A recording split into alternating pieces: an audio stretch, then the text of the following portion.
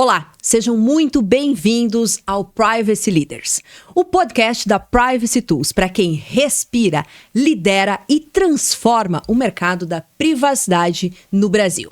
E hoje nós temos um programa muito especial porque a gente vai dedicar aqui a análise da publicação da Lei Geral de Proteção de Dados, a LGPD. Essa legislação, ela vem de um longo processo, desde a sua criação, no Congresso Nacional, passando por marcos importantes, tais como a primeira consulta sobre privacidade e proteção de dados, que aconteceu lá no ano de 2010. Depois nós tivemos, logo em seguida, no ano de 2011, a Lei de Acesso à Informação. 2012, a Lei Carolina Dickmann.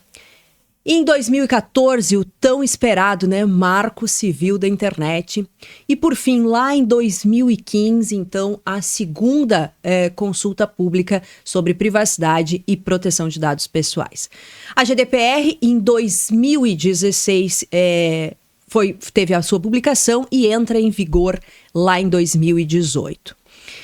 E para avaliar como a Lei Geral de Proteção de Dados ela tem influenciado a maturidade das empresas brasileiras, hoje, novamente, a gente recebe aqui um convidado muito especial, que eu sempre tenho a honra aí de estar aqui na frente desses grandes especialistas, Carlo Farias. Eu até tô com uma colinha aqui, tô quebrando o protocolo ao vivo, O Carlo é o DPO do Grupo Zafari. Eu preciso dessa colinha porque é um excelente currículo, Advogado com mais de 25 anos de experiência em tecnologia da informação, certificado internacionalmente em proteção de dados pela Exim e profissional que atua na integração de práticas de compliance, segurança de informação e governança corporativa. Carlo, que prazer, que honra estar te recebendo aqui para a gente fazer hoje esse programa e a comemoração da publicação da Lei Geral de Proteção de Dados. Seja muito bem-vindo, é um prazerzaço te receber aqui. Obrigado, Aline. Obrigado pelo convite. É sempre uma honra estar aqui falando principalmente de um assunto tão polêmico hoje no Brasil, A gente já estava falando nos bastidores, sobre isso, E vai ser um imenso prazer a gente poder rever toda essa trajetória da LGPD até os dias atuais e ver o que a gente está esperando, visionando para o nosso futuro próximo, Muito bacana. E antes da gente entrar nesse mergulho da Lei Geral de Proteção de Dados, na história da Lei Geral de Proteção de Dados até aqui, eu quero começar aqui quebrando novamente o protocolo, quebrando o gelo, como a gente costuma dizer, e te perguntar. Essa escolha por privacidade foi um caminho, foi uma trajetória planejada ou foi algo que veio do acaso? Como foi privacidade na vida do Carlo? Conta para nós. Vamos lá, a minha trajetória ela vem muito longa, Desde 1992 que eu comecei a atuar com tecnologia, eu já tinha uma curiosidade em cima da questão do direito digital. Nem se falava nisso ainda, nem sabia que iria existir isso no futuro, mas eu sempre tinha, porque como passava por mim vários contratos, eu comecei a notar que dentro dos contratos de área de TI, não existiam cláusulas específicas mensurando exatamente essa questão. E então eu comecei a estudar, me aprofundar dentro desse tema, mas atuando em tecnologia. Quando começou realmente a se falar em proteção de dados, em privacidade de dados, eu já tinha um bom caminho, uma boa experiência nisso. Mas eu auxiliava literalmente a área de tecnologia, com contratos, com questões desse tipo. Em 2016, quando foi criada a lei, eu comecei a alertar meus parceiros de negócios, as empresas sobre isso. E o que eu escutava era exatamente o que a gente sempre vê. Essa lei não vai dar em nada. E eu começava sempre a bater na tecla em relação a isso. A gente tem que olhar para isso de uma forma diferente. Isso vai mudar o futuro dos dados dentro das companhias. Porque já se falava que o petróleo atual seria dados em geral, não só dados pessoais, mas dados em geral. E os dados pessoais vinham nessa linha. Então, comecei a aprofundar isso. Com o advento da lei, foi natural a minha evolução e começar a trabalhar em cima dela. né? E já vem a indicação, como eu estava dentro do grupo Zafari, trabalhando na área de tecnologia, e houve a necessidade, né, por força da lei, de ter um DPO, né? Dentro do próprio grupo houveram diversas entrevistas com pessoas de área jurídica, de área financeira, pessoas que já conheciam um pouco sobre isso, mas acabaram me escolhendo exatamente pela bagagem técnica, por eu conhecer negócio, por eu conhecer tecnologia, por eu conhecer a área jurídica. Então, foi natural essa minha evolução para ser um DPO. Que bacana, Marco. Eu diria que nós somos da velha guarda da privacidade, embora não tem como a gente falar que a privacidade aqui no Brasil, especialmente, faz bastante tempo que está entre nós ou nas nossas empresas. E sim, ouvimos muito, né? Essa lei não vai pegar. Eu acho que era esse o termo. Exato. Essa lei não vai pegar aqui no Brasil, né? E a gente sabe que não é bem assim e que hoje nós, enquanto titulares, né, precisamos conhecer amplamente esse direito, porque se trata, né, eu acho que do nosso bem mais precioso, que é a nossa intimidade. No final das contas, a nossa privacidade se trata da nossa intimidade. Mas vamos lá, para abrir esse programa especial da LGPD, que honra, né? O programa especial da Lei Geral de Proteção de Dados. A gente sabe que a Lei Geral de Proteção de Dados, ela representa um marco normativo aqui no Brasil, né? E que, evidentemente, ela tem como principal prerrogativa, né, assegurar a nós, né, aos titulares, o direito de saber como é realizado, né, esse tratamento dos dados pessoais. No final do dia, se a gente for analisar isso, né, e eu não vou entrar muito aqui no juridiquês, porque não é a minha área, tá? Eu vou deixar o jurídico contigo, Carlo. Essa legislação, ela regulamenta, né, o uso, a proteção, a transferência dos dados aqui no Brasil, tanto no âmbito público quanto no privado, né? E se aplica absolutamente a todos que realizam tratamento de dados pessoais, sejam elas pessoas físicas ou jurídicas, né, públicas ou privadas, nacionais ou estrangeiras, desde que o tratamento tenha sido realizado aqui no Brasil, né? E aí, considerando que eu faço essa pequena introdução, e bem pequena porque o jurídico é contigo, antes da publicação da Lei Geral de Proteção de Dados, como é que era esse cenário regulatório frente, né, à proteção dos dados pessoais? E quais eram, evidentemente, né, as principais lacunas, incertezas, né, jurídicas enfrentadas ali pelas empresas ao longo aí desse período, né, que evidentemente já se manipulava, já se tratava dados, mas nós não tínhamos, então, essa normativa, esse regulamento para seguir. Eu gosto de falar até que antes da própria LGPD, né, nós tivemos a GDPR, e até então o assunto de proteção e privacidade de dados, ele quase não era comentado, né, no nosso dia a dia, né? Frente a alguns casos, como o Marco Civil da Internet, Constituição Federal, CLT, alguns pontos principais ali, poucos, né, eram focos de algumas regras de proteção de dados, né? Mas nenhuma era, de um modo geral, protegendo o titular de dados, né? Não existia uma centralização de regras, não existia uma estrutura concisa que pudesse dar uma norma, uma normativa ao tratamento de dados dentro das empresas. As empresas usavam os dados do jeito que elas queriam, como se fosse delas, né?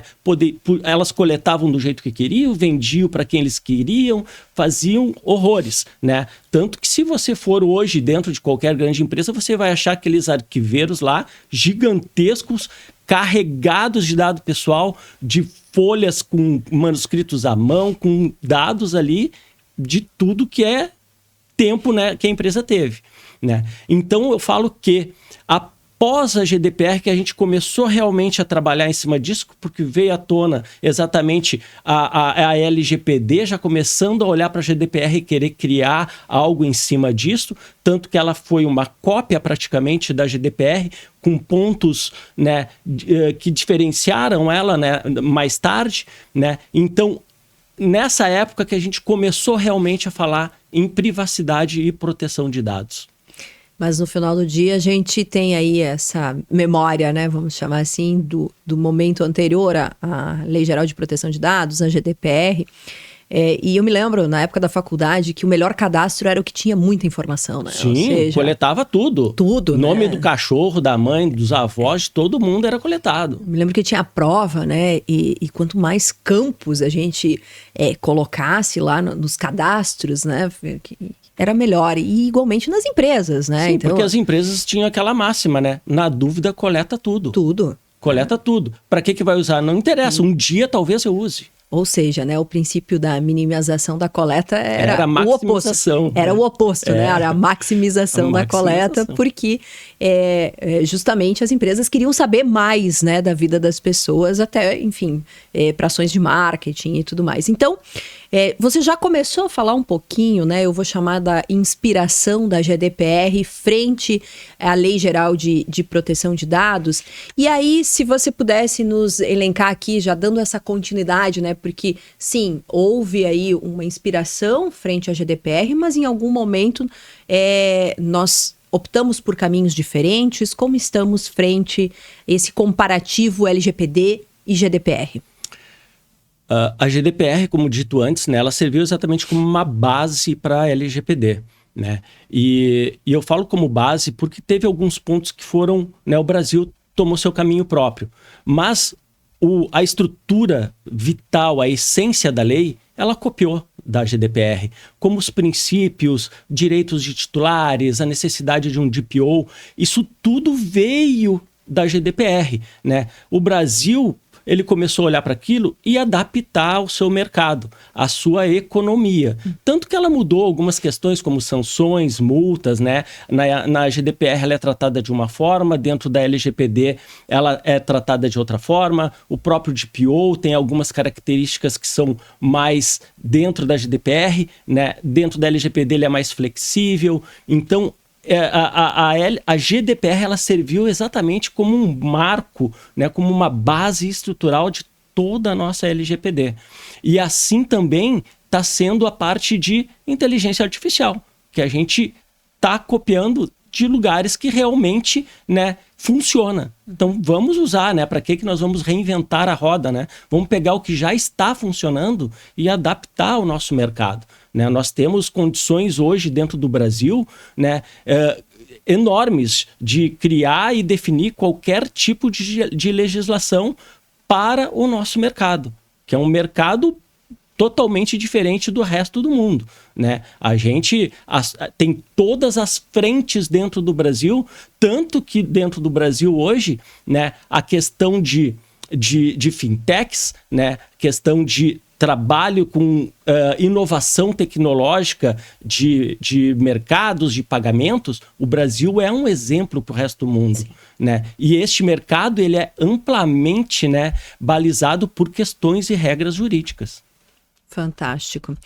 E a gente já vinha falando, né? Acho que já entramos um pouquinho, mas vamos fazer um deep diving aqui à frente de como foi que as empresas receberam a Lei Geral de Proteção de Dados e quais eram as principais preocupações, e aí a gente fala, né, a gente é da velha guarda, mas a velha guarda foi ontem, né, porque a gente está falando aí, não temos uma década ainda de LGPD aqui no Brasil, né, então quais foram as resistências, as preocupações naquele momento do mercado que recebia, então, a Lei Geral de Proteção de Dados?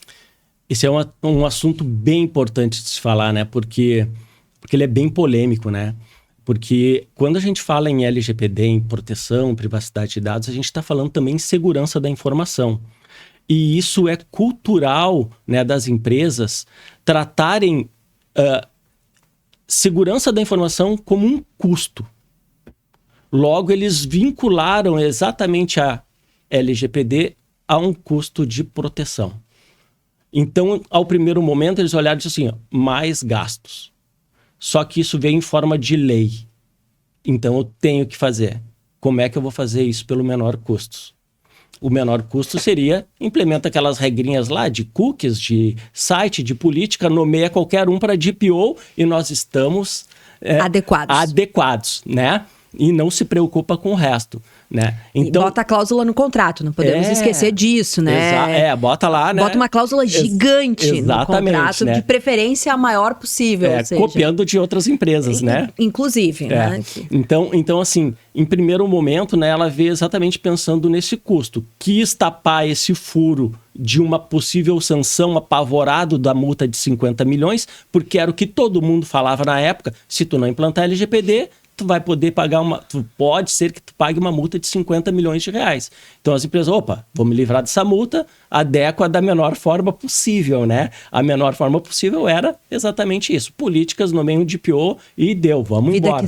Vida que segue. Mas, no entanto, né, a LGPD, isso que nós falamos é só a pontinha do iceberg, né? Aquele mapinha que a gente está acostumado de ver aí na internet, daquelas imagenzinhas que o pessoal gosta de publicar. Para baixo tem um mundo gigantesco, né, de compliance, de mapeamento, de estrutura, de pessoas e principalmente de mudança cultural. Porque a LGPD ela mudou a cultura da empresa. E se tu pegar uma empresa nova, a cultura é pouquinha. Pega uma empresa antiga que tem uma bagagem com funcionários de 40 anos atuando dentro de uma área, como é que tu vai dizer para aquele cara que tudo aquilo que ele fez durante esses 40 anos não vai mais ser feito daquele jeito? Né? Então isso foi um impacto muito grande, tanto financeiro para as empresas, como custo, achando que isso era um custo. Elas não enxergavam isso como um ganho, né, de mercado, não conseguiu ver vantagem em ter implementado uma LGPD. E o principal problema foi tu mexer na cultura da empresa. Tu dizer que a partir daquele momento os dados que ela tem, né, das pessoas não é mais dela, ela não pode fazer o que ela bem quiser. E que a gente iria ter que se livrar de muita coisa do que tinha guardado. Então isso foi um susto, foi um impacto gigantesco acredito até hoje, para qualquer empresa é isso. E é fundamental, né? Você trouxe aqui um ponto que para mim é um dos principais, né? Eu acho que quando você trabalha a cultura da privacidade na sua essência e implementa a privacidade efetivamente, né? A proteção de dados na companhia, usando todos os princípios e atendendo efetivamente o interesse dos titulares, você vai estar adequando o teu negócio, não vai ser um problema. Uma das coisas que você falou foi que o mercado, ele já olha, né, para sua cadeia de, supply chain, né, dos fornecedores, com um olhar também cuidadoso frente à privacidade e proteção de dados. Então, isso é fundamental que a gente fale muito, né, porque muitas vezes a empresa pequena diz, mas isso não é um problema para mim. Não, mas você atende o Grupo Zafari, e o Grupo Zafari vai te demandar isso. Então, é fundamental para que você continue atendendo o Grupo Zafari, por exemplo, entre outras grandes companhias que já estão adequadas. Então, não é só aquele greenwashing, né, que o pessoal fala, vamos fazer de conta que está tudo pronto, porque no final do dia isso pode, eventualmente, até acabar com a tua empresa ou com grandes contratos que você tem ou vem praticando dentro da sua companhia. Hoje vocês já têm esse cuidado com os fornecedores de vocês? Como é que é isso? Saindo um pouquinho aqui do nosso script. A cadeia de fornecedores do Grupo Zafari hoje ela é muito grande, né? Nós possuímos aí, né, inúmeros fornecedores, desde aquele pequeno fornecedor lá que vai lá, é o agricultor que vende a alface lá para o Grupo Zafari, como aquele grande fornecedor de uma Big Tech gigantesca que vai nos prover serviços de tecnologia, né? E a gente tem problemas em todas as frentes. Por quê? Porque o pequeno fornecedor, ele não sabe o que é LGPD e não acha que tem que estar adequado a isso, que isso é somente para as empresas grandes, né? No entanto, ele olha para mim e diz assim, quando eu vou fechar um contrato, ele simplesmente diz, mas eu não lido com dados pessoais. Aí eu olho para ele e digo assim, tu tem funcionários? Tenho. Quantos? 20. Tu tem dado pessoal que tu lida, né? Tu não tem vendedor? Tu tem vendedor, o teu vendedor tá com os dados dele cadastrados dentro da companhia do Grupo Zafari. Tu não tem uma pessoa que é o repositor das prateleiras, né, do Zafari. Esse cara ele vai ter que dar os dados pessoais deles para ele poder acessar o grupo Zafari, para ele poder trafegar dentro das dependências. Então, tu tem que se preocupar sim com o dado pessoal. Porque eu não vou pedir o dado pessoal para esse funcionário. Eu vou pedir para a empresa me fornecer os dados pessoais desse funcionário. Porque eu preciso que a empresa garanta que ele seja funcionário, né, próprio, né? Que ele vai vir para cá com uma lista com dados que realmente são relevantes tanto para nós quanto para vocês, né? E ao contrário disso, as grandes empresas, as big techs, as empresas com âmbito a nível global, elas acabam sempre forçando a regra de privacidade para a lei deles, ou seja, para a GDPR ou para a lei de qualquer outro lugar que ela seja natural, né? Tipo fazendo vistas cegas a LGPD. E aí eu acabo tendo que entrar em várias pautas, em várias reuniões com times jurídicos dizendo, olha, eu quero ver se vocês estão adequados à LGPD, vocês cumprem a LGPD? Eu não quero saber se é a GDPR que vocês estão cumprindo. Sim. Vocês estão atuando dentro do território nacional. Sim. O Brasil tem a sua própria lei e vocês têm que estar adequados. O contrato tem que fazer menção à LGPD. Né? E eles normalmente não querem, eles citam exatamente a GDPR ou outras leis, né, de outros países. Bacana. Bom, já se passaram praticamente, né, 5 anos, se passaram 5 anos, né, que a LGPD foi sancionada. De lá para cá, o cenário mudou muito, né, tanto para as empresas quanto para o próprio órgão, a ANPD. E aí, na sua opinião, Carlos, quais foram os principais desafios que a ANPD enfrentou nesses primeiros anos? E, na sua opinião, também o que ainda a gente precisa evoluir, né, do ponto de vista institucional enquanto ANPD? Eu tenho uma visão muito particular, né, e peculiar sobre a questão da ANPD, porque não consigo imaginar, né, na minha concepção, de uma lei ter sido criada sem ter um órgão regulador antes para isso, né? Então ela ficou num limbo. Quem que vai regular, quem que vai fiscalizar? Não existia nada sobre isso, mas existia a citação dentro da lei, né? De uma possível criação do órgão, né? Até que já tinha um nome, né? E então, assim, primeiro, eu achei que a ANPD deveria ter sido criado ou junto com a lei ou antes da lei, para ela já começar a regular isso desde o início, né? A gente fala muito em privacy by design, né? Mas a ANPD não foi isso que ela fez em relação à própria LGPD, né? Então, posteriormente a isso, também causou muita dúvida para as empresas exatamente nesse quesito. Mas peraí, tem uma lei, não tem quem fiscalize, não existe um órgão regulador disso, né? Então, isso também já deu uma embaralhada ali na atuação da LGPD nas empresas, na implementação dela nas empresas. Posteriormente a isso, quando a ANPD foi criada, não existia uma estrutura que comportasse isso e a lei já estava em voga e as empresas se adequando a isso, grandes empresas se adequando a isso, né? Mas a ANPD, o que eu vou fazer agora? A ANPD foi lá e começou a catar funcionário de uma área, funcionário de outra área, para tentar, né, botar isso dentro do seu grupo e começar realmente a trabalhar. Mas são pessoas que não estavam capacitadas sobre o assunto, sobre o tema. São pessoas que conheciam de outras áreas, né? Então a ANPD ela teve exatamente esse grande desafio, que é de começar uma estrutura do zero, conseguir pessoas capacitadas, que está sendo um grande desafio até hoje. Sim. Porque as pessoas capacitadas hoje, elas estão indo para outros mercados. E as pessoas capacitadas em LGPD, vamos falar, conhecedoras, elas têm 5 anos, 6 anos de Exatamente. De bagagem. Então, tu tinha que buscar, muitas vezes, uma pessoa que atuava no ramo totalmente jurídico, né? Que falava outros idiomas, falava compliance, mas não falava LGPD. Então, essa pessoa teve que se atualizar em relação a isso. E houve isso dentro do Brasil, né? Os profissionais começaram a se dedicar a essa área, começaram a se capacitar. Sim. Buscando certificações, buscando fóruns, buscando estar participando de podcasts, de reuniões, de discussão sobre o tema, né? Entrando em contato com profissionais muito mais experientes, né, do mercado e conseguindo suprir essa necessidade técnica, né, e jurídica em relação à lei, né? Mas a ANPD, o grande desafio dela é ainda conseguir, né, fiscalizar, porque hoje a gente vê que ela tem pouca fiscalização atuante em empresa, é só o que é demandado para ela. E mesmo assim entra numa investigação que perdura por muito tempo, né? Então isso é uma coisa que a NPD tem de desafio, é olhar para aquele problema e resolver rápido. Sim, até porque... Porque um vazamento, um caso, um hacker, uma invasão, uma violação de dado pessoal, ela precisa de resolução rápida. Sim. Disso, e não que isso fique num marasmo que leve anos para ser divulgado uma solução para aquilo ali. Exato.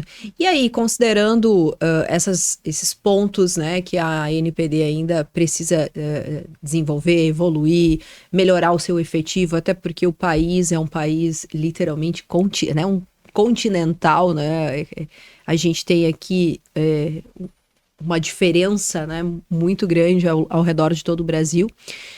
Quais são os pontos que as empresas ainda acabam esbarrando aí ao cumprir a Lei Geral de Proteção de Dados, na tua percepção?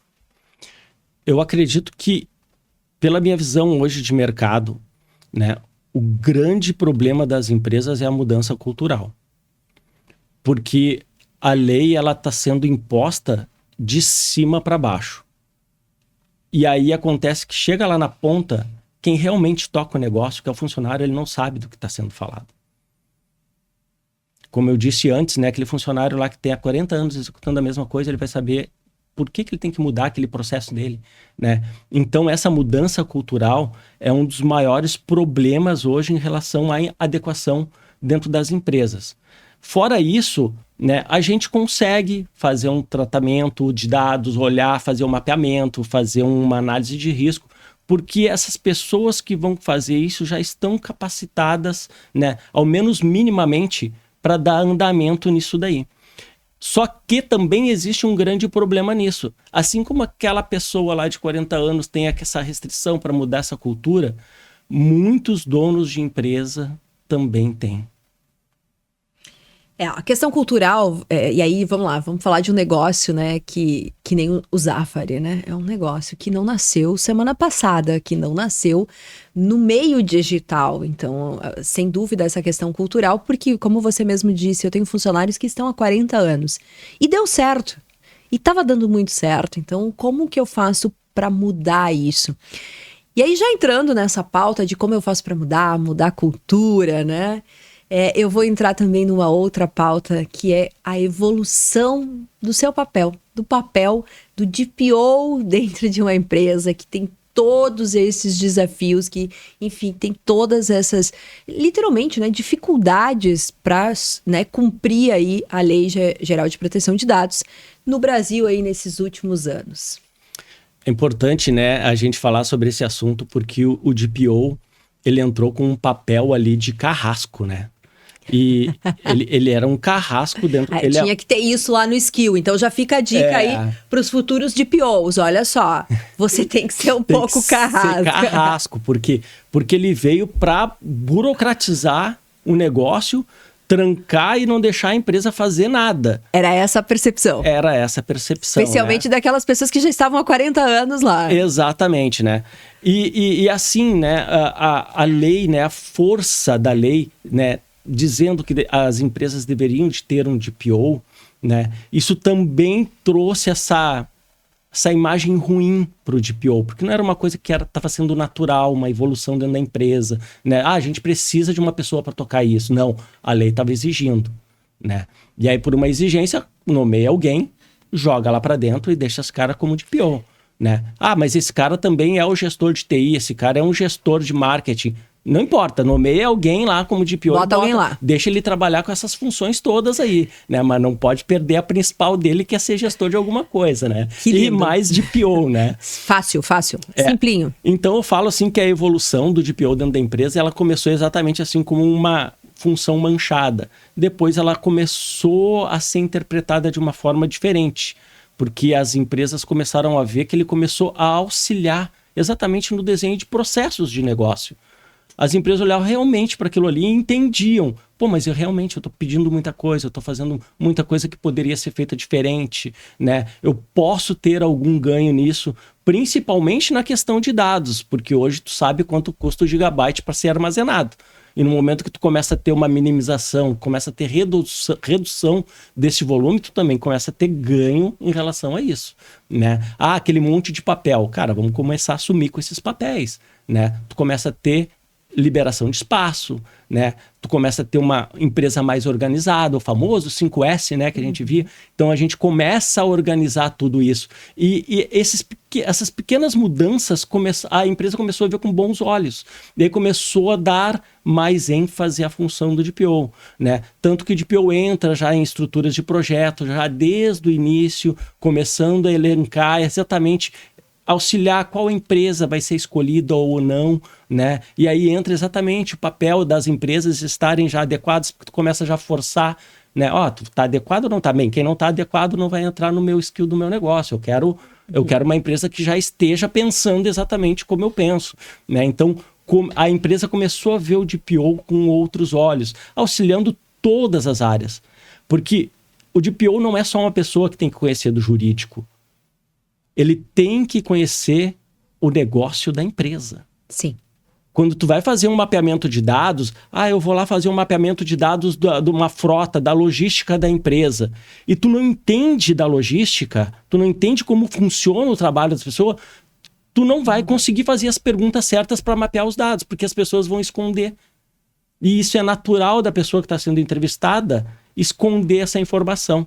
Ela vai dizer que não lembra de ter feito tal coisa, que ela faz só anota um númerozinho, um dado, e no entanto o cara tá lá com um algoritmo lá gigantesco de captura de dados, né? De uma frota inteira de pessoas, de motoristas, de dados pessoais, tirando foto de caminhoneiro, Então, tudo isso o DPO tem que entender. Tu tem que olhar para o negócio e tentar mapear aquele caminho, fazer um fluxograma. Cara, eu sou o motorista da empresa. Como é que eu consigo pegar o carro? Como é que eu vou sair com o carro? Como é que eu vou abastecer um carro? Como é que eu vou pegar uma nota fiscal? Como é que eu vou entrar num pátio? O que eu tenho que fornecer? O que eu não tenho que fornecer? Então, a gente tem que ter esses olhos de negócio para poder alinhar exatamente um mapeamento de dados decente dentro das empresas. Ou seja, é muito simples ser DPO. Simples. Simplíssimo. Bacana. E a gente fala muito sobre Lei Geral de Proteção de Dados. Mas e a gente? E os titulares, né? Você acha, na tua percepção, que a população ela está ficando mais consciente frente aos direitos que nós, né, enquanto titulares, temos?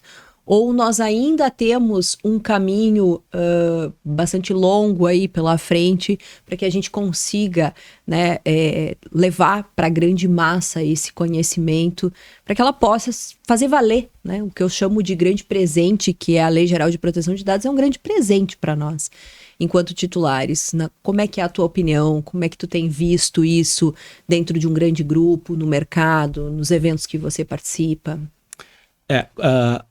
Eu acredito, né, que a LGPD ela começou de uma forma estranha, porque ela veio com uma imposição para as empresas de um direito que é do titular que ele nem sabia que ele tinha, né? Ou seja, a lei ela deveria de ter sido fundamentada antes para o titular.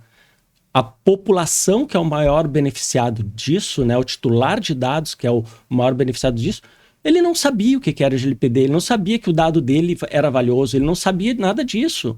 E ele começou a ter essa visão, né? E aí tem dados referentes a isso, a partir do ano passado. Que aí começou a se falar o quanto que o dado pessoal dessas pessoas valia, né? Que eles começaram a ver que eles poderiam vender a íris do olho, que valia dinheiro. Começaram a entender coisas desse tipo, né? Começaram a ver que as companhias de telefonia, por exemplo, compravam seus dados para tentar fazer prospecção para demais negócios, né? Então eles começaram a entender isso, tanto que a própria NPD ela teve um aumento, né, enorme do segundo trimestre do ano passado, segundo ou terceiro trimestre do ano passado para cá, de denúncias.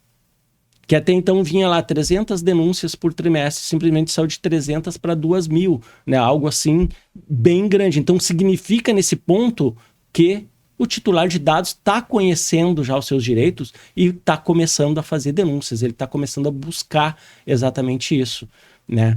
E eu acredito que dentro desse viés, né, ele vai realmente começar a buscar empresas que protejam seus dados pessoais. Ele vai começar a olhar para o negócio e dizer assim, eu vou fazer negócio com o Zafari, que tem uma estrutura que eu posso reclamar mais tarde, e não com uma outra empresa que não existe uma estrutura que eu nem sei para onde que eu vou correr se der algum problema, né? Então vai começar a acontecer isso.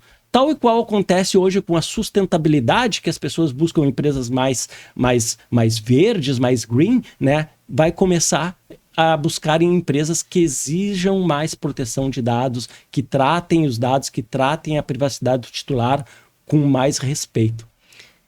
No final do dia, a palavra acho que é essa mesmo, né, Carlos? A gente está falando de respeito, né? Com os nossos dados, com o que eu falei lá no início, né? Com a nossa intimidade, com a nossa privacidade. E isso é fundamental. E que bom, né, que a gente percebe esse movimento nosso, né, dos titulares, porque afinal de contas, os nossos dados também precisam ser respeitados. E com certeza, eu concordo em número, gênero e grau contigo quando você fala que nós devemos, e aí todos nós, né, buscar negócios que respeitem os nossos dados, que respeitem a nossa privacidade, que efetivamente nos deem a devida transparência acerca do que está sendo feito com os nossos dados. E aí, partindo aqui para uma próxima etapa do nosso podcast, o que a gente pode esperar aí dos próximos anos, né?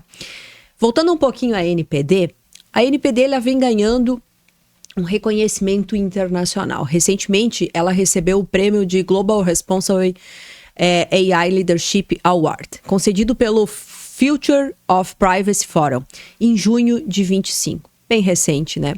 Ao assumir a presidência da Rede Ibero-Americana de Proteção de Dados. E aí, você enxerga que a atuação da NPD ela tem realmente conquistado esse reconhecimento internacional, conforme a gente vem falando, e ela também assumiu essa presidência dessa rede Iberostar de proteção de dados. Qual é a tua visão frente a esse movimento da NPD buscar esse reconhecimento internacional?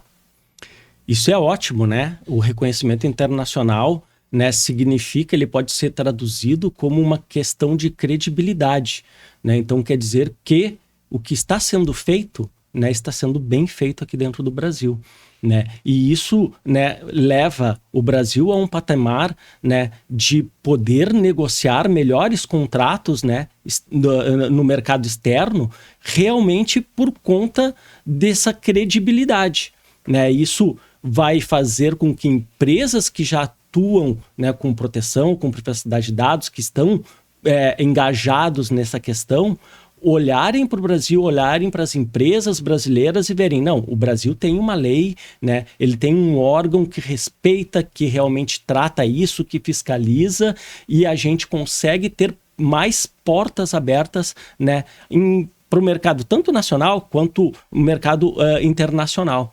Né? Então eu acho que a NPD, né, ela está tendo um mérito muito grande, né, em conquistar essas posições, conquistar essas premiações, de estar à frente, né, de uma presidência, né, do mercado do ibero-americano.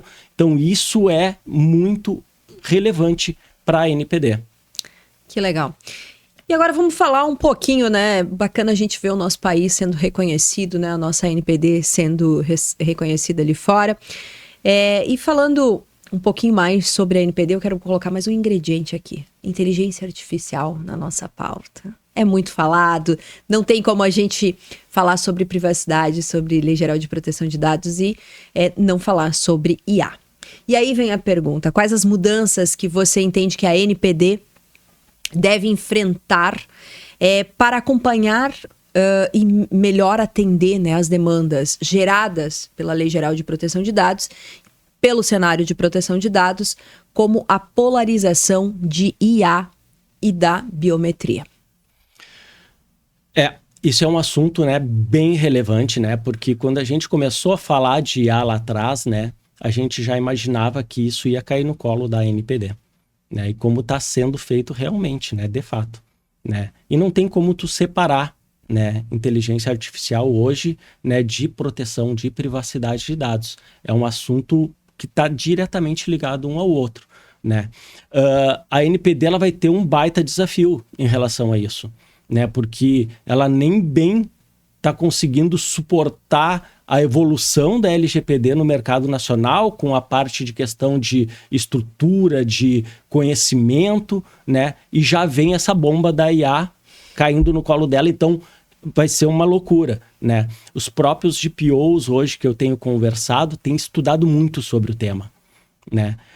E a gente já vê inúmeros mercados, né, se movimentando em relação à proteção de dados de inteligência artificial em cima de imagem de titulares de dados, né? Aquilo que é aqueles vídeos que a gente vê com a imagem de uma pessoa falando alguma coisa, uma fake news ou coisa do gênero, né? Já existem mercados que estão protegendo essa imagem, né? Então, a ANPD vai ter que olhar para isso, olhar como a gente falou anteriormente, ver o que está dando certo nos outros países, tentar implantar isso dentro do Brasil, mudar para a nossa cultura, né, para ter exatamente esse engajamento. A IA ela veio com muita força, né, e é uma, digamos, a nova internet dos negócios, né.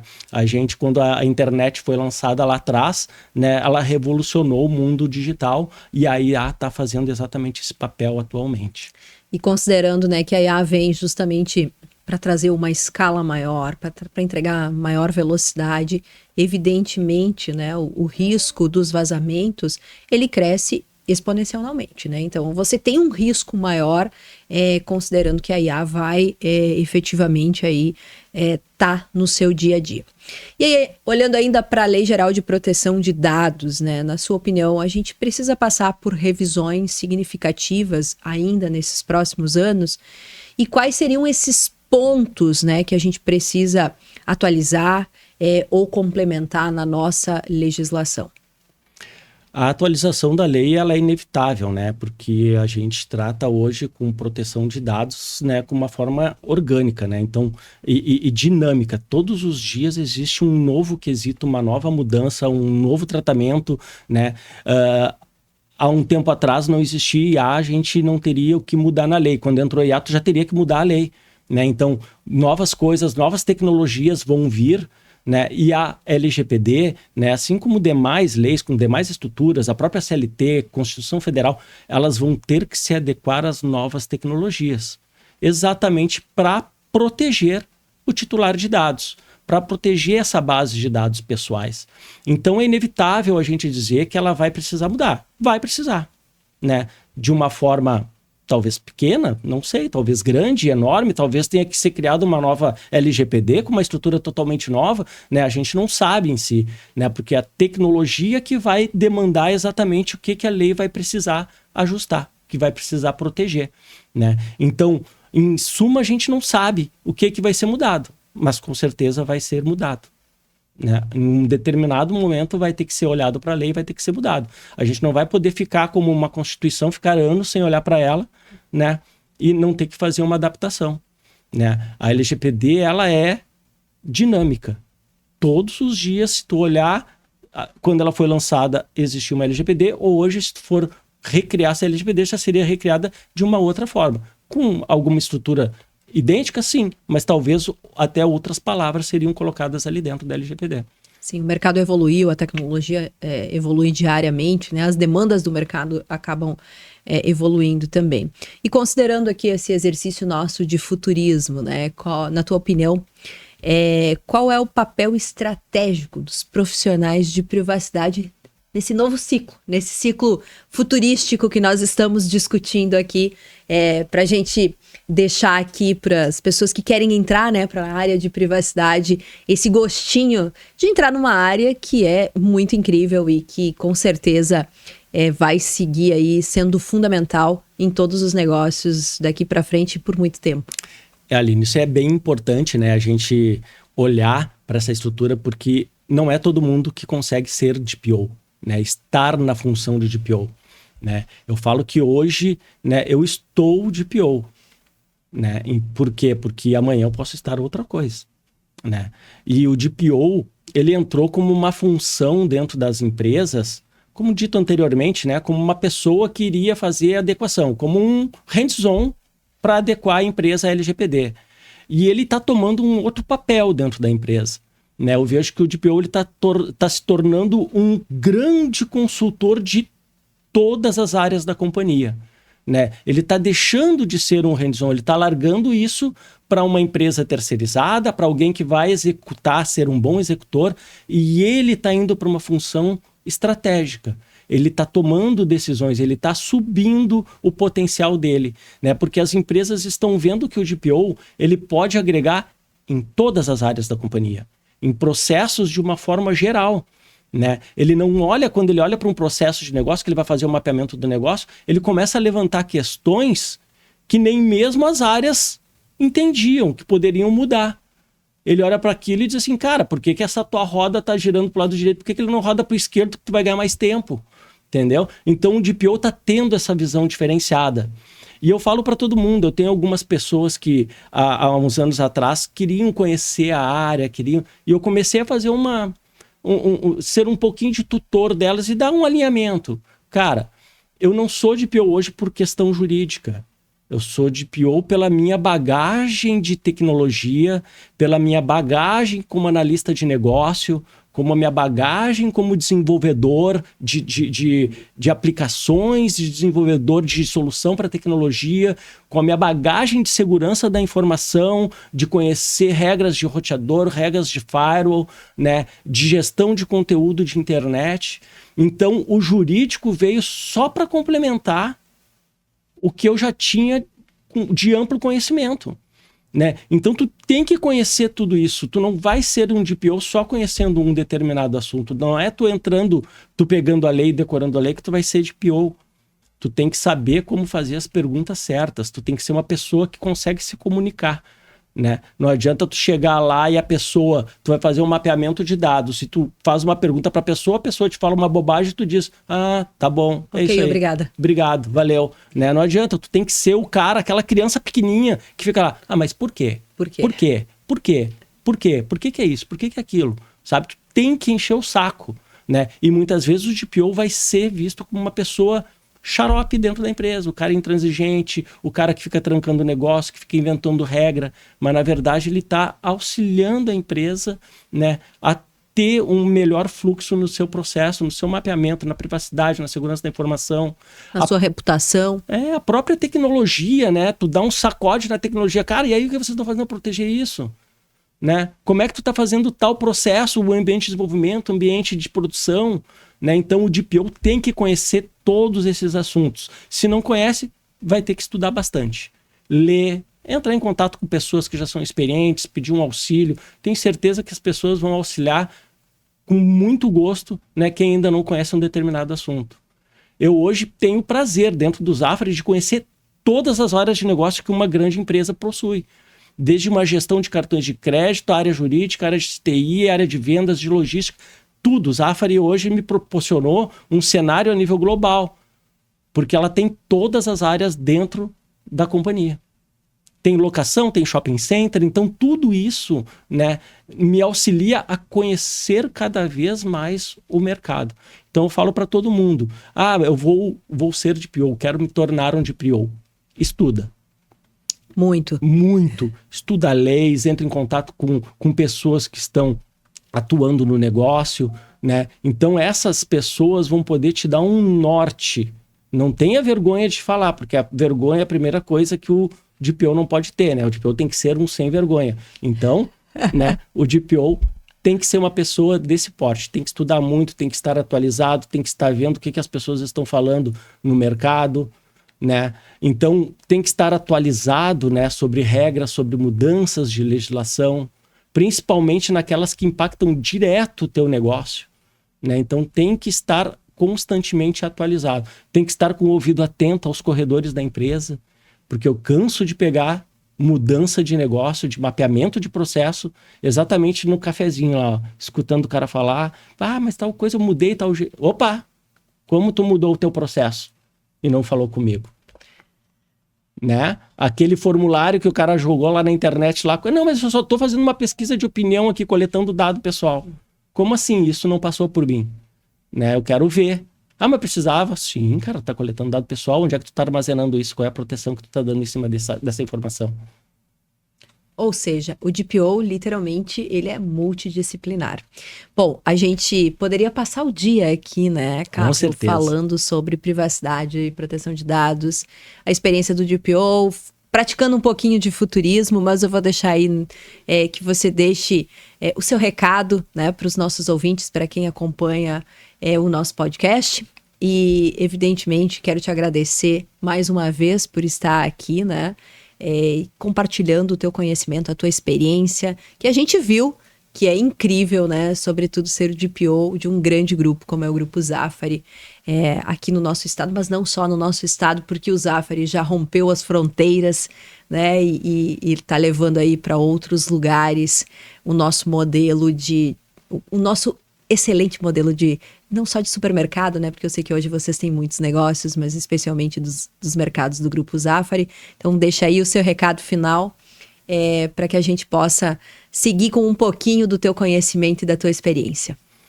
O que eu gosto de falar para todos, né? Que ser DPO não é fácil. É bem difícil a função, né? Tu tem que ter um grande conhecimento, você tem que estar atualizado, né? Você tem que ter uma boa comunicação com todo mundo dentro da companhia, desde o diretor até a pessoa lá que está trabalhando na posição mais baixa dentro da companhia, né? Porque às vezes você vai conseguir captar dessas pessoas tratamentos de dados que não foram mapeados ainda pela companhia e que essa pessoa está vendo aquilo ali, né? Então você tem que estar sempre atento a isso, né? Que ser DPO dentro de uma companhia, né? Estudar o assunto, ela pode te levar para outros caminhos, né? Porque a gente fala hoje em proteção de dados, privacidade de dados, que é um assunto global. Grandes corporações em diversos países estão precisando de mão de obra qualificada sobre esse assunto, né? Então, se você tem a vontade, tem o desejo, né, de se tornar um DPO, olha para isso com bons olhos. Estude, comece pelo Brasil, pela tua legislação local, começa a evoluir, começa a mostrar que você possui conhecimento para assumir tal posição, trabalhe com pequenas empresas, trabalhe com grandes empresas, olhe para o negócio como se fosse seu, se coloque na posição de titular de dados quando você vai preencher um formulário e pensar: o que o meu dado está fazendo aqui? Para onde que ele vai? Essas perguntas você tem que ter, né, na sua mente em relação a algum mapeamento, a algum processo de negócio. Então, ser DPO não é fácil. Tem um mercado muito grande, a gente está engatinhando ainda com isso, né? Existe um mercado gigantesco no Brasil hoje para a atuação de um DPO, né? Muitas vezes você vai olhar e vai dizer assim: mas o DPO nem está sendo tão valorizado assim. Né? E realmente existe uma diferença muito grande, né, em questão salarial hoje de DPO, né? Mas você tem que subir as escadinhas, tem que subir degrau a degrau, né? Não é começando lá em cima que você acha que vai começar bem, né? Dê pequenos passos constantes. Muito obrigada, Carlos, mais uma vez por participar aqui do nosso programa. Pessoal, nós ficamos por aqui. Obrigada pela sua companhia. E se você gostou dessa conversa, compartilhe com profissionais da área para que eles possam também acompanhar os próximos episódios. Até o próximo Privacy Leaders. Muito obrigada.